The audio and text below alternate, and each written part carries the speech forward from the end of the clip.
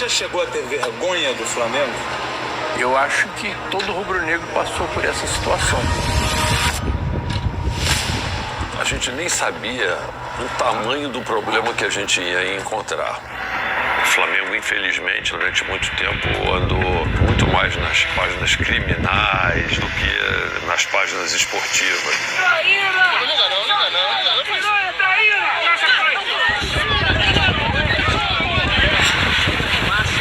O ídolo Júlio César é agredido.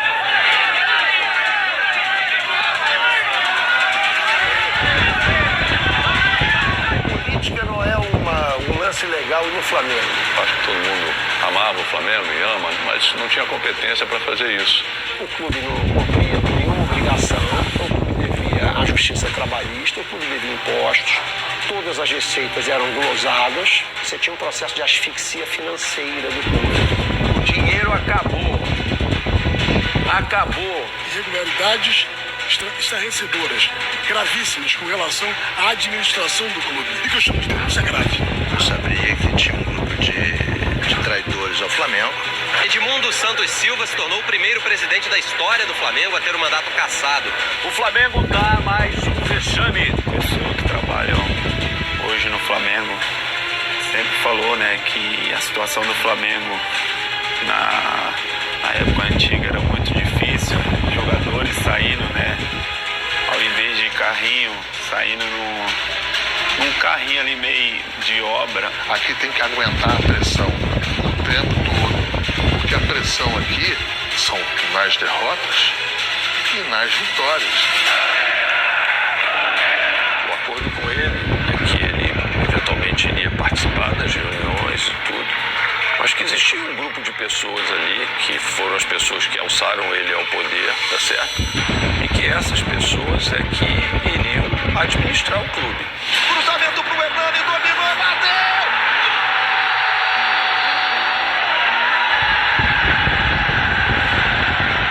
Você provavelmente se lembra de uma entrevista que você deu para um blog e chamou o Bandeira de burro com iniciativa. Você se arrepende de ter dito isso? Não, eu não me arrependo. Ele se exasperou e aí disse que eu vou lançar uma chapa para ganhar desses escrotos. E agora vocês estão querendo que eu desista porque para agradar a uma pessoa que me ofendeu, pediu desculpas e agora está querendo reverter tudo. Landim foi eleito com 1.879 votos. Um incêndio matou 10 jovens e deixou 3 feridos no centro de treinamento do Flamengo. Eu senti uma morte de perto, né? A gente morre junto. O Landim foi o cara que materializou a evolução econômica e financeira associada a ganhos esportivos.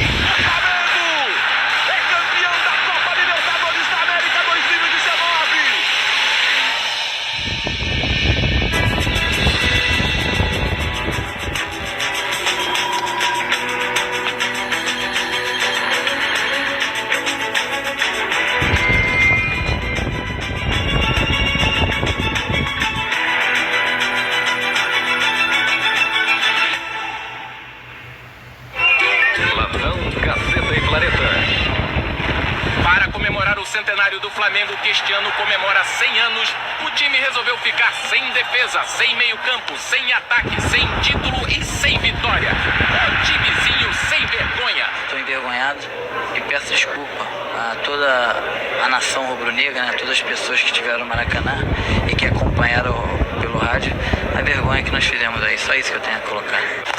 Às 4h30 da tarde de sexta-feira, o estádio da Gávea se transforma num campo de guerra. 50 integrantes de uma torcida organizada dentro do gramado disparam morteiros contra os jogadores. O Flamengo era um pouco reflexo do que acontecia no futebol brasileiro. O Flamengo não era uma exceção dentro dos grandes clubes, de administrações caóticas, de corrupção, de falta de responsabilidade fiscal e financeira com o dinheiro do clube, né? Uma auditoria que foi feita dentro do Flamengo, a pedido do Flamengo, e que demonstra irregularidades estarrecedoras, gravíssimas com relação à administração do clube. Não adianta fazer cara feia, rubro-negro. Eram 2. Sandro e e Elvis. Maior conquista da história do Santo André. Primeira Copa do Brasil, primeira vez na Libertadores. Bem, eu acho que nós todos, né, que fomos criados dentro do clube, quer dizer, cada vez que a gente via alguma situação como essa, naturalmente aquilo ali era como se fosse uma punhalada nas nossas costas, né? Bota a cara aí, filha da puta! Lanterna do campeonato, o Flamengo está sem técnico. Não é preciso palavras para descrever o clima na Gávea. Foi um Flamengo que até ganhou em alguns momentos, mas ele nunca conseguiu se tornar sustentável. Depois dessa geração de ouro aí, de 81, que foi até 83, mais ou menos, né, quando o Zico vai embora para a Udinese, né, o Flamengo teve alguns momentos muito bons, né, como o Tetra em 87, como o Penta em 92, né, mas sofremos muito também. O que me fazia sofrer mais ainda era ver pelo noticiário que eu acompanhava, o Flamengo era muito mal administrado.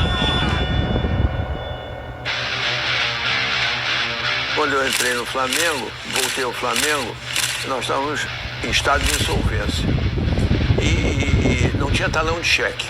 O que está acontecendo aqui no Flamengo é exatamente o seguinte: acabou o dinheiro. Chegamos no Flamengo e encontramos o clube numa situação muito delicada. Eram mais de 3 meses de salários atrasados por 600 funcionários do Flamengo e também para o futebol. Eu acho que nós estamos falando muito, jogando pouco. Eu acho que esse time tem que ter um pouco mais de vergonha na cara, tem que ter um pouco mais de dignidade e respeito ao torcedor. Você via jogos no Maracanã com 80, 90 mil pessoas, o Flamengo sempre com um público consumidor muito ativo. E você via assim, como esse time vive endividado. O reforço mais badalado é Júnior Baiano, que não disputa uma partida há 1 ano e 2 meses. Walter Minhoca, Diego Silva e Léo Medeiros foram campeões mineiros ano passado. Mas quem é quem? E como jogam? Um clube de futebol, se você ouvir todo mundo, você vai contratar jogador todo dia. Parecia um time de sítio treinando assim. Faltava muita coisa, treinos assim com grades abertas, as pessoas dando pitaco, torcedor xingando, torcedor falando. Era uma várzea. Só faltava ter o pagode e a cerveja ali do lado, sabe? O Flamengo era isso. O Flamengo fazia exatamente isso. Só que o Flamengo tem uma potência tão gigantesca de torcida, de poderio de lotar o Maracanã quando chega, que era capaz de ganhar títulos até em circunstâncias anormais, como o título de 2009. Você demite o técnico, coloca o interino, o time engrena e é campeão brasileiro. 17 anos depois, o Flamengo é campeão brasileiro de futebol. Foi tudo sofrimento, né? É sempre assim. Nessa questão de rebaixamento, o Flamengo teve muito mais sorte que juízo, né? Assim, várias vezes o time teve, assim, com rebaixamento muito próximo de acontecer.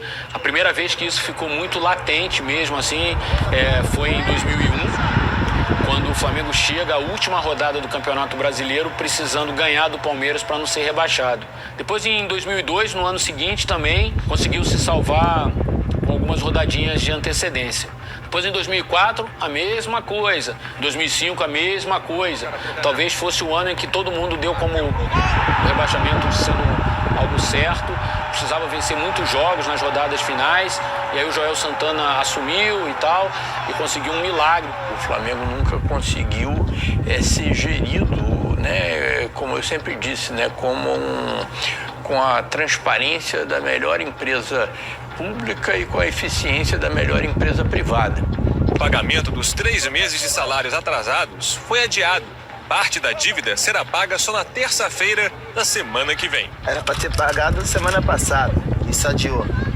É para pagar essa semana, isso está adiando. Acho que a gente tem que entender que a gente também está sendo cobrado pra caramba fora de campo. É uma situação difícil você tá trabalhando sem receber. Tá sem receber 4 meses, gente abanando nota de R$1. Se abanar na minha frente, eu pego. Aquela frase do Vampeta ficou muito famosa, infelizmente. O Flamengo viu que estava sem condições de sobreviver, como vinha sobrevivendo nos anos anteriores, nos últimos 100 anos, e precisava mudar para sobreviver. Os caras sérios de outros mercados, mercado financeiro, do marketing, do mundo jurídico, esses caras eles nunca se aproximam do futebol, porque eles sabem que o futebol é sujo, é controverso, é muito midiático, é muito confuso. E de repente, vários caras muito grandes e muito importantes, e notadamente sérios, chegaram próximos do Flamengo e disseram: nós queremos participar. A gente se juntou mesmo foi em 2012. A gente via que o clube tinha um potencial enorme, mas era sempre muito mal gerido, muito mal administrado. E ali a gente montou um grupo que nós chamamos na época de Chapa Azul. Era uma dificuldade muito grande porque acho que a grande maioria das pessoas que estavam ali nem sócio era do Flamengo, nem sabia como é que funcionava isso aqui, como é que era o estatuto e tal. A gente queria só ajudar. Quem conhecia assim, o grande público, eu quero dizer, Rodolfo Landim, Eduardo Bandeira de Melo, o Valim, Vasconcelos, o BAP. Estava para me aposentar do BNDES, que foi quando surgiu o Flamengo na minha vida, né, como dirigente. Eu já tinha uma experiência, né, que me permitia conhecer praticamente todas as empresas do Brasil, né, desde pequenas empresas, né, até grandes corporações e inclusive também o setor público, né, prefeituras, estados, empresas estatais. Pediram que eu fosse candidato a presidente do clube, eu falei que não podia. Quando me convidaram, eu falei: olha, eu não posso, mas o Valinho eu acho que pode e tal. Só que por problemas aqui estatutários e tal, interpretações aqui de estatuto e tal, em função da situação que ele estava e que eu também estava, a gente foi impedido de poder participar, vamos dizer assim, na cabeça da chapa naquela época, né? O Valim tinha um período de ausência de sócio no Flamengo, ficou um período inadimplente e tal, e aquele período incapacitava ele de concorrer à presidência do clube, diferentemente do Bandeira. Não, porque o Bandeira era uma pessoa que eu convivia no BNDES, não era meu amigo, mas era uma pessoa que a gente convivia lá, era uma pessoa que tinha todas as condições para ser elegível. Falei pro BAP isso. E eu falei: Valim, ele vai aceitar ser uma rainha da Inglaterra da gente? Ele vai aceitar estar com a gente no processo, entender que somos 6 ou 7 pessoas que vamos comandar o clube, que ele vai ser um desses votos, mas que o voto dele não é prevalente sobre os demais? E aí me apresentam essa alternativa de ser o candidato a presidente caso se confirmasse a impossibilidade. E eu aceitei. A eleição do Bandeira tem 2 movimentos muito importantes. Ela tem um movimento dos caras que são os caras da capa da revista da Exame. A imprensa precisava deles para colocar na capa do jornal para ganhar credibilidade.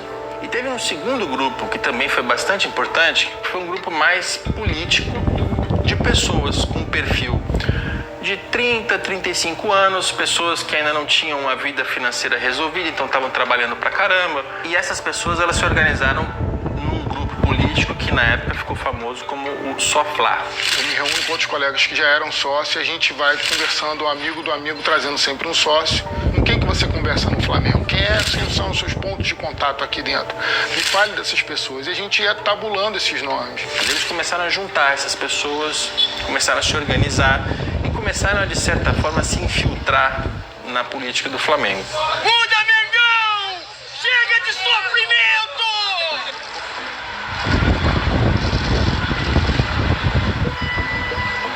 Você está sentado na beira do vulcão.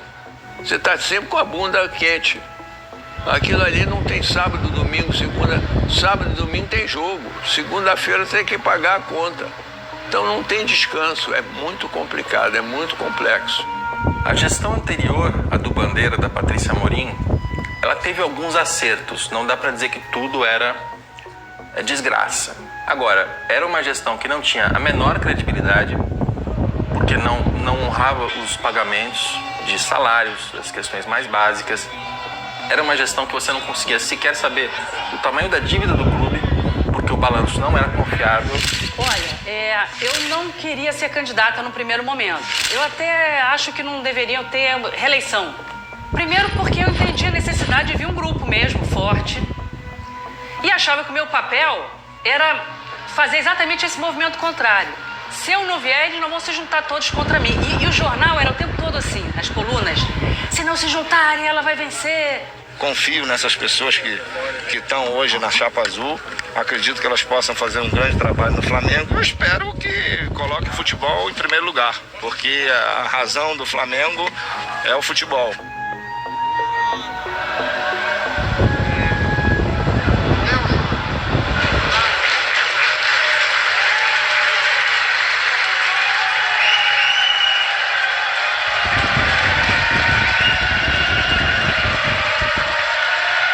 que construir uma história bacana, dei minha contribuição, missão cumprida. Transição será tranquila porque eu sou uma pessoa com essa característica. Eu só posso anunciar isso quando as negociações estiverem concretizadas, tá? Não vamos voltar a erros do passado, a gente sai aqui anunciando o nome, pretendo fulano, pretendo cicrano, depois a coisa não se concretiza. A partir de agora nós vamos ser responsáveis e só vamos anunciar contratações, seja de treinadores, seja de jogadores, quando a coisa estiver efetivamente fechada. Logo que esse grupo vence a eleição, obviamente o Eduardo Bandeira de Melo passa a ser a figura central, porque ele era o presidente do clube, né?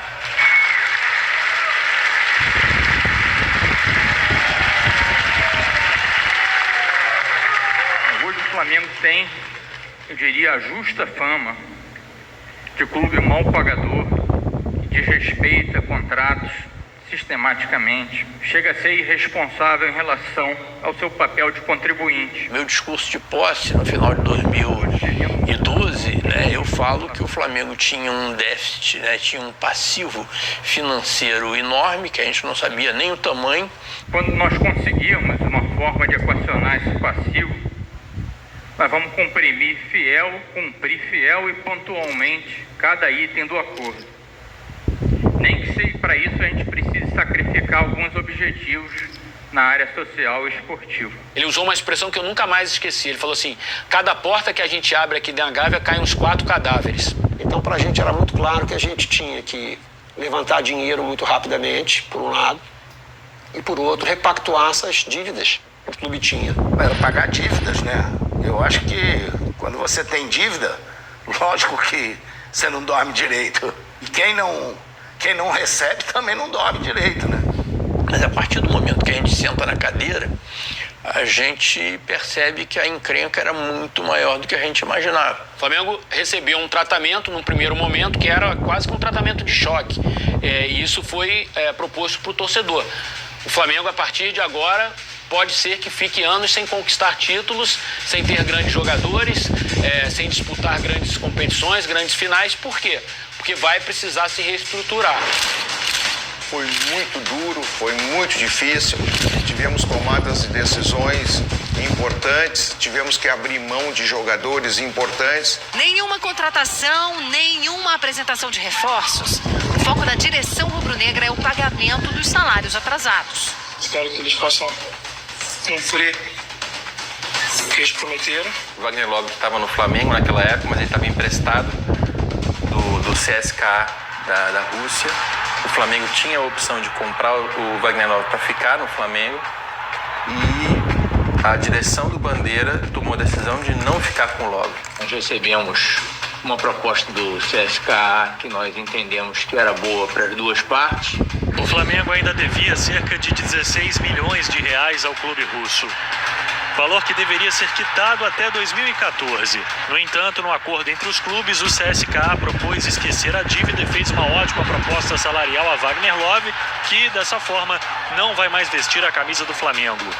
O problema do futebol como um todo é que a associação civil sem fins lucrativos, ela faz com que o dinheiro do futebol seja um dinheiro de ninguém. Então, o dirigente, ele entra, ele é compelido a gastar, tentando alcançar títulos, e isso porque ele ama o clube, é o que ele diz, mas também porque ele quer se consagrar. Então, o Flamengo, naquele momento, era um clube que ainda não tinha toda essa máquina de fazer dinheiro. Então, ele precisava passar por uma fase de baixar custo.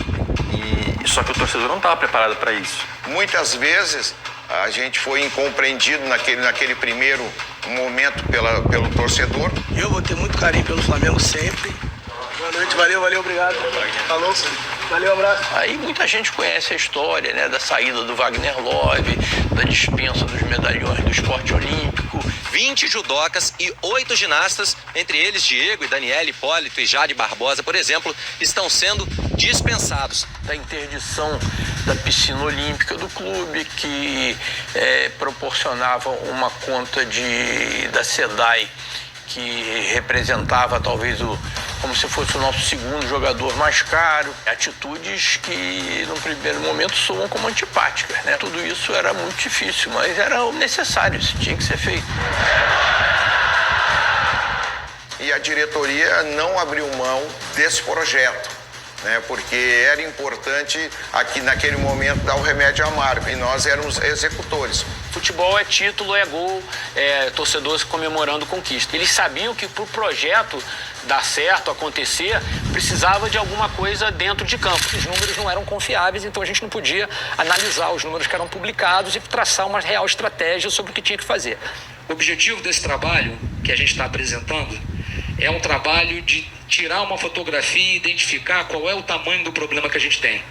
Então nós contratamos a UI, né? E a UI fez um levantamento exclusivo do tamanho do nosso passivo e que chegou no número de 750 milhões de reais. O estoque da dívida do Flamengo era 4 vezes o tamanho da nossa receita, do fluxo da nossa receita. Os primeiros meses se caracterizaram, né, pela busca incessante pela certidão negativa. Nós tivemos uma reunião na Procuradoria da Fazenda Nacional e aí eu cheguei com o Procurador-Geral e falei, olha, o senhor pode ficar tranquilo de que a partir de agora o senhor está lidando com pessoas sérias.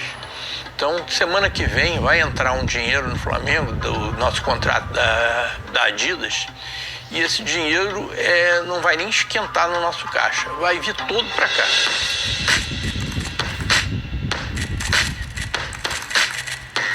Esse contrato foi negociado na gestão da presidente Patrícia Amorim, mas a Adidas definiu que esperaria o resultado das eleições para assinar o contrato. Era um bom contrato, né? E previa um pagamento de luvas logo na primeira semana do nosso mandato. Entraria um valor, se não me engano, de 6 milhões de reais, alguma coisa assim, que era razoável logo na primeira semana. Compramos camisas. Estamos levando camisa. Cadê? Rafael, não para, né, Rafael? Pô, não tem como parar, impossível, loucura. Mas vende é o quê? Camisa oficial. O Flamengo está na lista dos 5 clubes principais da Adidas no mundo, junto com Real Madrid, Chelsea, Milan e Bayern Munique. A primeira decisão da diretoria do Bandeira foi a de direcionar o dinheiro da Adidas para pagar a dívida que o Flamengo tinha com o governo. Sem aquilo a gente não vai conseguir rodar o clube. E a gente conseguiu, num prazo de 90 dias, resolver todas as certidões e isso deu previsibilidade para a gente saber aonde a gente tinha que cortar na carne. O Flamengo passou a ser administrado como uma empresa. Uma empresa que estava à beira da falência, que talvez se fosse uma empresa não existisse mais, mas a partir do momento que esse grupo assumiu o Flamengo passou a ter processos dentro do clube. Processos que fazem parte de qualquer empresa. A gente lembra quando a gente fez o planejamento estratégico, a gente estabeleceu princípios. E dentro desses princípios, era a disciplina de capital, era o número 1. Tudo que não podia acontecer, a gente cair para a Série B. Porque as receitas iam ser muito menores, enfim, ia afetar bastante a nossa recuperação. Com 7 derrotas, 7 empates e 5 vitórias, o aproveitamento do Flamengo é de menos de 40% dos pontos. Rebaixamento, assunto proibido. O primeiro clube a ter caído, digamos assim, né, o 17º colocado no Campeonato Brasileiro, era o Fluminense. E o Flamengo estava logo ali, logo a seguir ali. E a Portuguesa foi acusada de ter usado um jogador que estava irregular, que é o Everton. Ele estava suspenso, não poderia ter entrado em campo e no fim da partida ele jogou e a Portuguesa acabou perdendo os pontos, tirando o Fluminense do rebaixamento e a Portuguesa entrando no lugar do Fluminense na zona do rebaixamento. O Flamengo, de certa forma, perde pontos também por um julgamento do André Santos. O André Santos tinha recebido uma punição na Copa do Brasil, ele não poderia ter jogado o jogo do Campeonato Brasileiro contra o Cruzeiro. Então o Flamengo acaba ficando atrás do Fluminense. Se a Portuguesa não perde os pontos, se não há o caso Everton, o Flamengo teria sido rebaixado pelo caso André Santos. Na frente do Pedro Botelho, Luiz Antônio, cruzamento pro Hernani, dominou, bateu! Quando ganha a Copa do Brasil, no fim de 2013, há uma grande certeza da opinião pública e do torcedor de que o Flamengo finalmente tinha encontrado um rumo. Ninguém, 2 meses antes, imaginaria que o Flamengo seria campeão da Copa do Brasil, mas fomos, e foi extremamente importante para dar um gás na nossa torcida, né? Agora, se a gente não tivesse ganho, ia entrar menos dinheiro, com certeza, né? Aquela final no Maracanã, inclusive, nós praticamos um preço bem salgado, né? Pediram até minha prisão na época por causa disso, né? Mas era necessário, foi o que permitiu o Flamengo pagar o 13º salário. Premiações e bilheterias na reta final da competição renderam mais de 20 milhões de reais ao rubro-negro.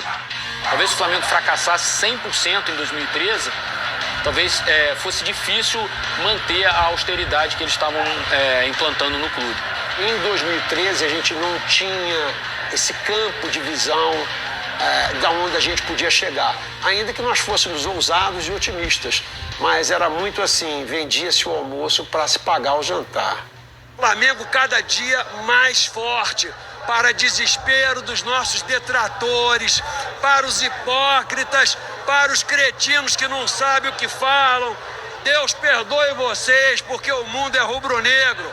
Fui! Em 2014 eles conseguiram avançar um pouquinho em termos de investimento, tiveram a confiança de que o trabalho sendo assim, bem feito, com austeridade, poderia render frutos mais à frente, e acabou em 2014 não sendo um ano tão bom, assim, o time ganhou o Campeonato Carioca, mas depois não fez boas campanhas, nem na Copa do Brasil, muito menos na Libertadores, fez um Brasileirão bem pobre, mas ali estava assim, a torcida estava entendendo o processo.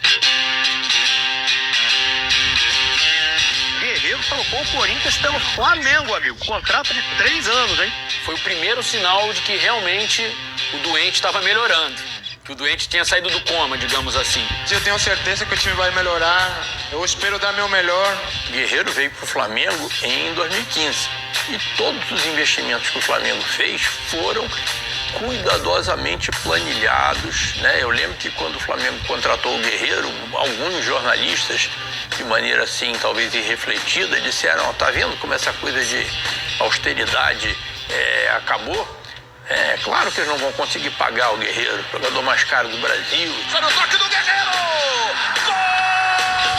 E aí começou um ciclo virtuoso de resgate de credibilidade e de você combina uma coisa, você cumpre com o que você combinou, você vai ganhando credibilidade. Hoje, o programa de sócio-torcedor do Flamengo, do ponto de vista financeiro, já é uma das 3 principais fontes de renda do clube. Para um programa que tem 2 anos, eu acho que é absolutamente espetacular. Você melhorou o patrocínio, melhorou o relacionamento com a Adidas, a gente reforçou o sócio-torcedor, a gente fez alguns trabalhos importantes que conseguiram colocar o dinheiro naquela época. Eu gosto do BAP. Acho que o BAP tem uma visão moderna. Acho que o BAP não é um cara de futebol. Acho que o BAP cometeu erros. Eu tinha muito poder. Muito poder. Eu e o Valim tínhamos muito poder. Nós é que escolhemos todos os vice-presidentes. Tem gente que fala e tem gente que faz. O desafio que eu faço à nação é o seguinte: vocês vão ficar só chorando ou vocês vão agir? Do ponto de vista, assim, de gestão, estava indo tudo muito bem, mas houve um desentendimento que começou exatamente com ele, né, no início de 2015 e que fez com que os grupos se separassem.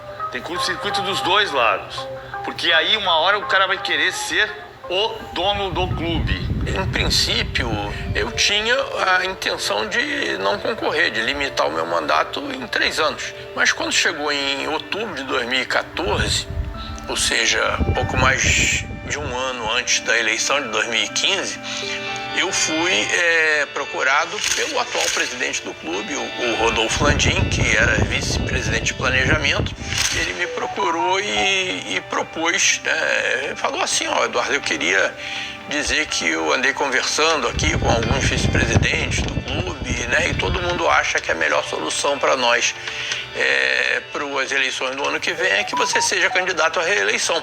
Assim, esse episódio ele fala, mas eu não sei, o Landim nunca me contou isso. Em dezembro de 14, eu fui na sala do Bandeira, falei, Bandeira, olha só, se você quiser continuar, a gente a gente já lança a sua candidatura para ano que vem, para sua reeleição, etc e tal, porque está tudo funcionando de acordo com o combinado. Ele chegou para mim e falou: Valinho, eu tenho um problema com a minha esposa, ela tem um problema de saúde, eu fico muito tempo fora de casa por conta da presidência, eu preciso falar com ela, se ela disser que tudo bem, por mim tudo bem. Beleza. Nunca mais ele me voltou, nunca mais ele me ligou.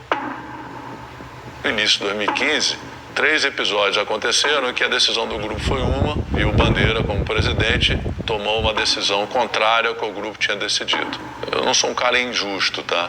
Ele teve um papel importante lá na questão do Profut e, de alguma maneira, ele ajudou a que esse projeto Profut fosse aprovado, e isso beneficiou bastante os clubes e o Flamengo principalmente. E aí é quando nós finalmente conseguimos aprovar a lei do Profut.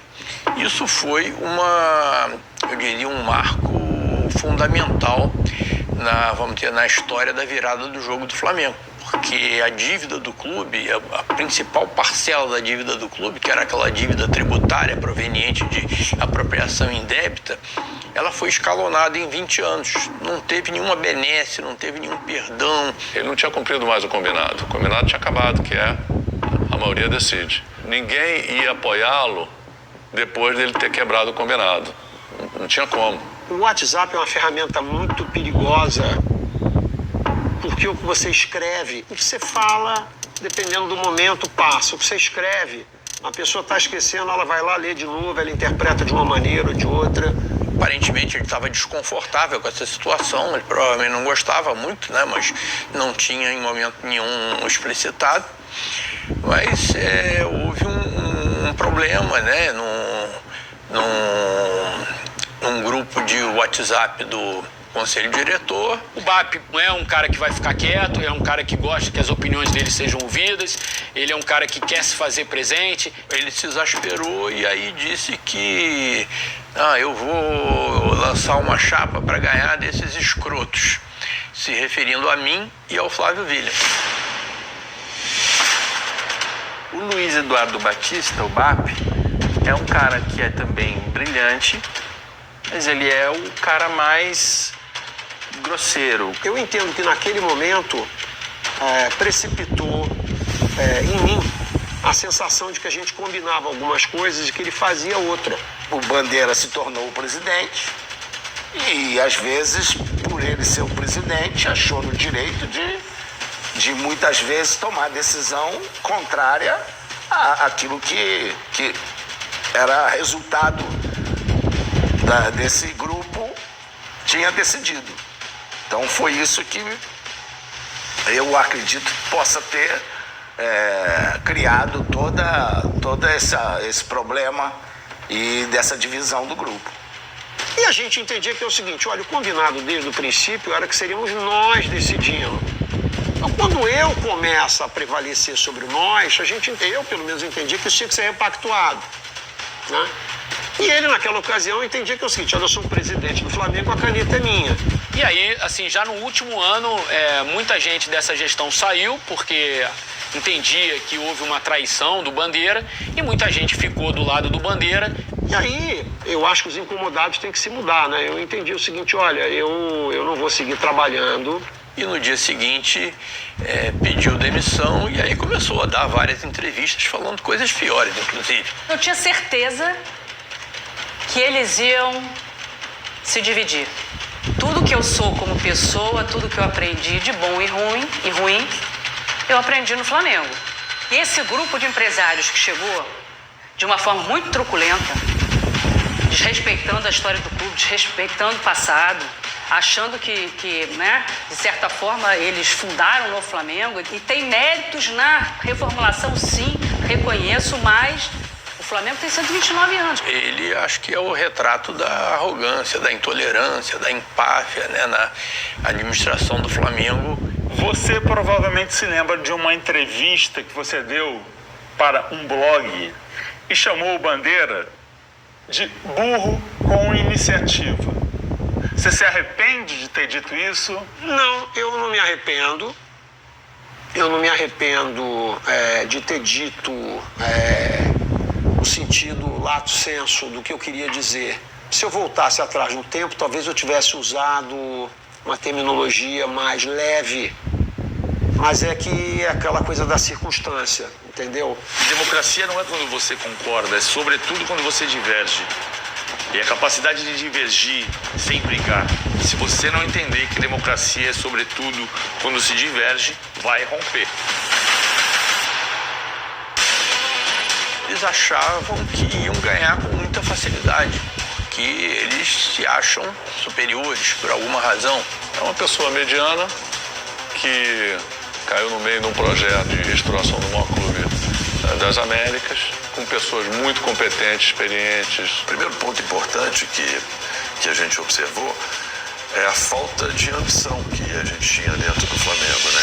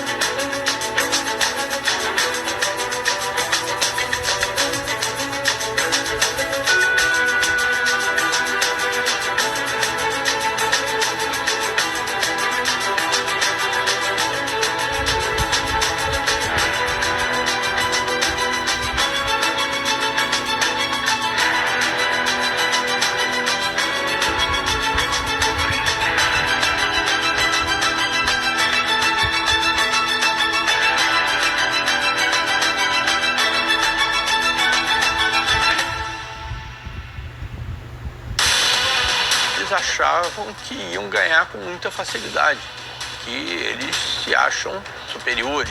É uma pessoa mediana que caiu no meio de um projeto de restauração do maior clube das Américas. É fundamental que o clube tenha ido. Ajuda a aumentar a receita, o interesse pelo clube, trazer mais torcedores. O primeiro ponto importante é a falta de ambição que a gente tinha dentro do Flamengo, né?